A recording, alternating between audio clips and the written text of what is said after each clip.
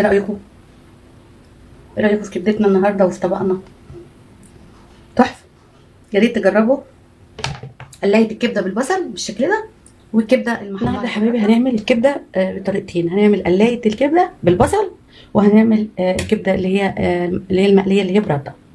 طبعا الكبده هي انا مقطعاها مكعبات، وطبعا الكبده ما بتتغسلش. لو عايزه تغسليها بميه ومعلقه طحينه، او تدعكيها بمعلقه طحينه.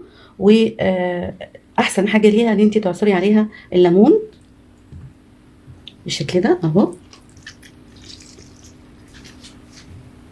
اهو، وبتسيبيها بقى في الليمون ده شويه بحيث تنزل اي دم فيها او اي حاجه، وهي كده خلاص اتغسلت. مش هنشطفها تاني، هنشتغل بيها على طول.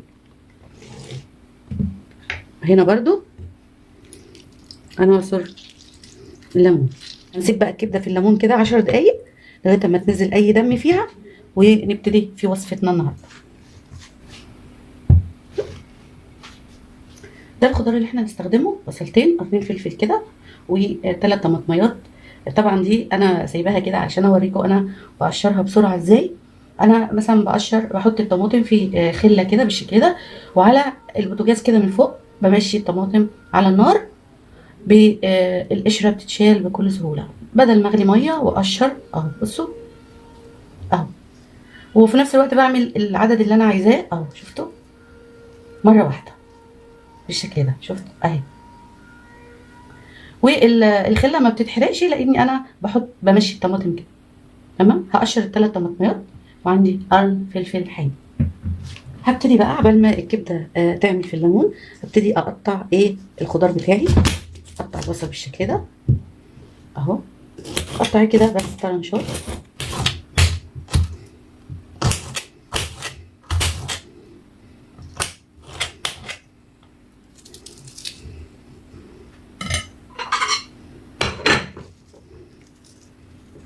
نفكك البصل كده،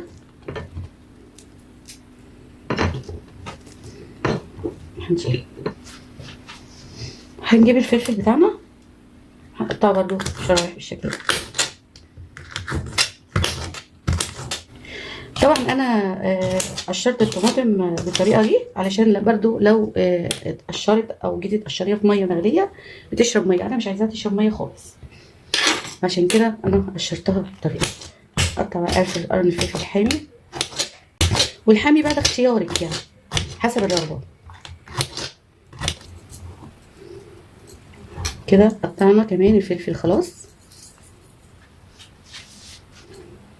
ممكن تقطعها كده بالشكل ده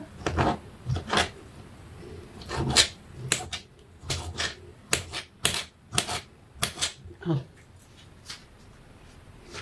وادي الطماطم بتاعتنا. هنجيب بقى الكبده اللي احنا هنعملها بالرده. بصوا شوفوا يعني الكبده عامله ازاي، جميله بالليمون، ما نزلتش اي حاجه، الحاجات بسيطه خالص. هنصفي شويه الليمون دول.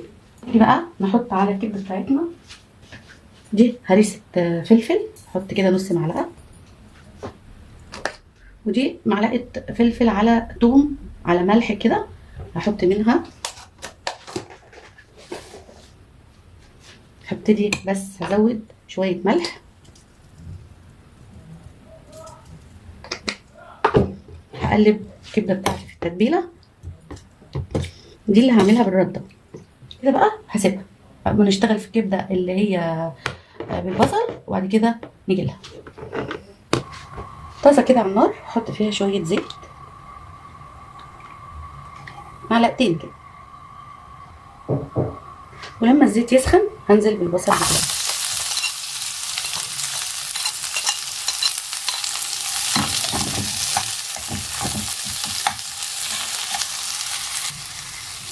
طبعا هنا انا عامله النار على نار متوسطه علشان مش عايزه احمر البصل، انا عايزاه بس يكرمل ويدبل يعني معاه، بسويه شويه بتبله شويه. هشيل بقى البصل بعد ما بقى لونه بالشكل ده. طبعا في المرحله دي بعد ما شلت البصل، لو انت عندك بقى حته ليا صغيره كده وقطعتيها ونزلتيها كويس قوي او دهن، بس انا ما عنديش، بس هنزل بمعلقه سمنه كده حلوه لان دي اللي هتدي طراوه للكبده. هعلي النار علشان عايزه السمنه دي تسخن قوي، عشان لما انزل فيها الكبده ما تنزلش ميه. سخنت قوي السمنه اهي. هنزل بقى بالكبده. انا صفيت طبعا الليمون والفلفله. بص كده الصوت ده هو ده اللي انا عامله كده. تاخدي حته كبده طريه هنفردها طبقه واحده كده. نعلي النار تاني، دي قطعيه اصلا. مش هقلبها بقى الا لما تاخد وش من تحت. هبتدي اقلبها. طبعا لو في بذره من ليمون او حاجه بتشيليها. الوصفه دي من الاطباق السريعه السهله الجميله اللي بتطلع طعمها حلو قوي. بتاكل جنب عيش عفوا، بتاكل جنب عيش، بتاكل جنب مكرونه، زي ما انت عايزه. طبعا الكبده اصلا المفروض ان هي ما تاخدش مرحله السوا بتاعتها كله اكتر من 10 دقايق. بعد ما حطيت كده الكبده خدت صدمه، هنزل بقى بالبصل اللي كنا مكرملينه.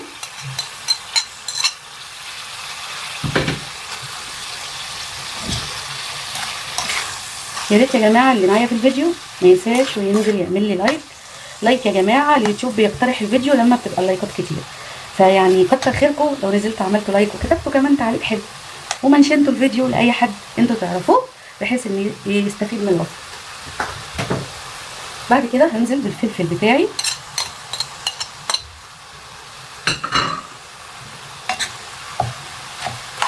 يا ريت يا حبايبي يا حبايب طمطومه لايك لايك لايك لايك، ما تنسوش اللايك. وصلوا وسلموا على سيدنا النبي صلى الله عليه وسلم. هبتدي بقى انزل بالبهارات بتاعتي. ده نص معلقه بهارات، السبع بهارات، نص معلقه كزبره، نص معلقه كمون،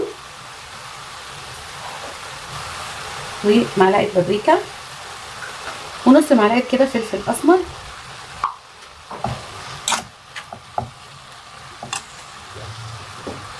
كل ده طبعا على نار عاليه. احط الملح بتاعي،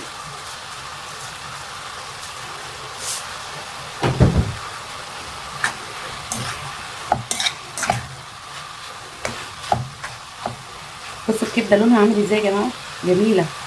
بصوا عامل ازاي لون الكبده، مش منزله ميه ولا اي حاجه، يا دوبك شويه الميه بتاع الخضار. هبتدي بقى انزل بالطماطم بتاعتي. انا مش عايزه اهرس الطماطم، انا عايزاها بس تختلط كده بالكبده.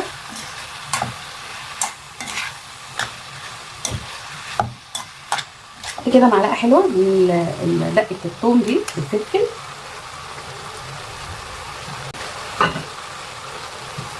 وهحط كمان كده معلقه كبيره من هريسه الفلفل هتدي لها لون وطعم.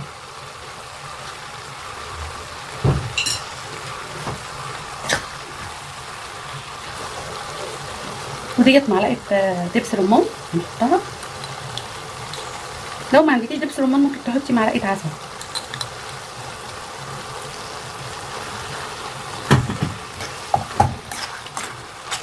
بيديلها تسكيره ولمعان وطعم جميل. كده نلاقي الكبده بتاعتنا بقت جاهزه. بصوا جميله جدا، لون وطعم وريحه تحفه. هنيجي للكبده بقى اللي هنحمرها بالرده. دي رده اهي من اللي هي بتتباع عند الراجل العلاف عادي اهو. حط كده معلقتين وهحط معاهم نص معلقه دقيق. هقلب بقى الخليط ده كده كويس، وهنزل بقى بشرايح الكبده بتاعتي بالشكل ده. حاولي بقى ان انت ايه يعني تغمريها بالرد كده والدقيق بالشكل ده اهو. هركنها في نفس الطبق واعمل الشريحه التانيه.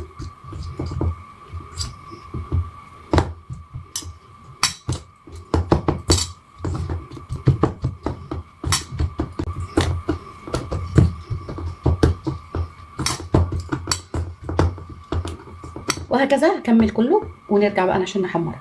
طاسه كده حطيت فيها شويه زيت مش كتير، وسبته سخن قوي يعني، بصوا سخن جدا. هنبتدي بقى ننزل بالكبده بتاعتنا. والكبده ما بتحبش يا جماعه تقعد في النار كتير.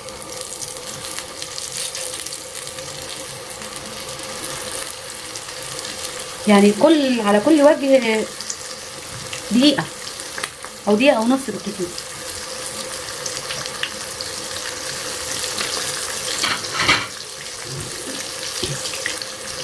يعني يا دوبك بتقلبي بس كده على طول.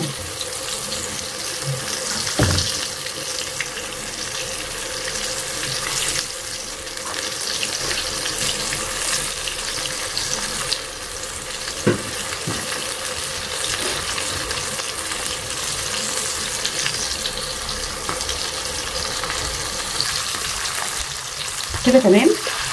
كل وجه دقيقه بس. طلعها بقى هنا كده.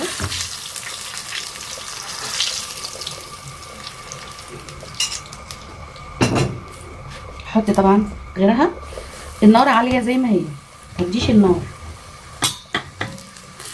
دي طبعا اخر قطعه اهي. هنحط بقى شويه من الثوم اللي كانت متبله في الكبده، ده اللي بيعمل الريحه الفظيعه عند الشرقاوي. وكده كده الزيت ده اهو.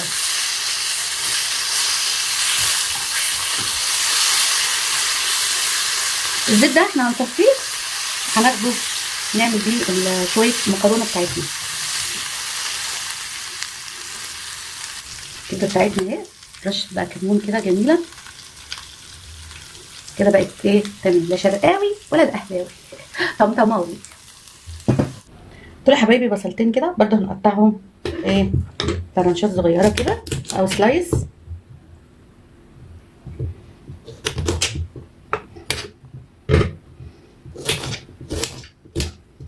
هقطعهم سلايس كده. بعد ما قطعنا كده البصل سلايس نفككه كده من بعضه بالشكل ده. دول بقى احلى شويه بصل اللي هتاكليهم تحت الكبده. دول شويه بقدونس عليهم، وهنحط عليهم حبه سماق، ونبتدي نفرك بقى بقدونس بالبصل بالسماق. ده هتاكليه هتتقطعم من الكبده مش قوي يعني، بس هو كده. يا ريت اللي لسه معايا في الفيديو بقى يا جماعه ما تنسوش اللايك، الله يبارك لكم، عشان نحس ان تعبنا دون جاي بفايده. تعكي بقى كده كويس السماق.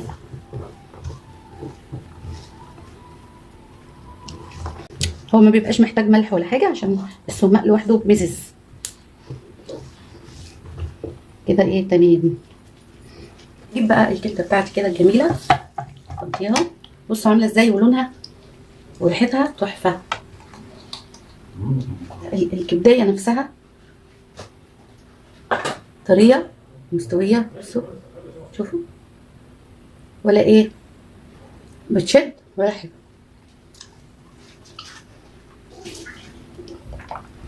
البصل بتاعي اهو اللي بالسماق.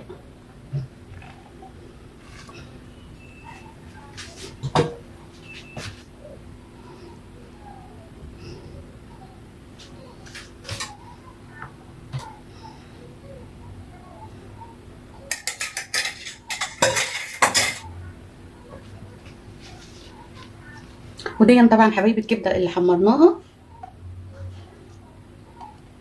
حطها كده برضو جميله جدا ومستويه ومش محتاجه، بصوا